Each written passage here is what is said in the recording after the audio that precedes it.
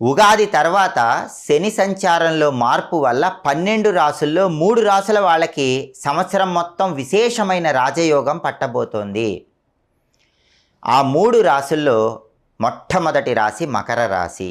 దానికి కారణం ఏంటంటే 2025 సంవత్సరం మార్చి నెల 30వ తేదీ శని భగవానుడు కుంభరాశిలో నుంచి మీనరాశిలోకి ప్రవేశిస్తున్నాడు.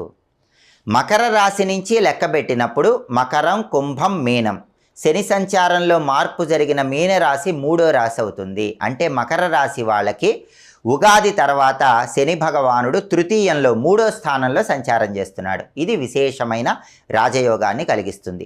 3వ స్థానంలో శని చాలా బలంగా ఉంటాడు. తృతీయంలో శని ఉన్నప్పుడు కష్టానికి తగిన ప్రతిఫలం ఖచ్చితంగా లభిస్తుంది. సోదరులతో ఉన్న గొడవలన్నీ తొలగిపోతాయి. ప్రాపర్టీస్ పరంగా విశేషమైన లాభం చేకూరుతుంది. అనుకున్న పనులు అనుకున్నట్లు మకర రాశి వాళ్ళు దిగ్విజయంగా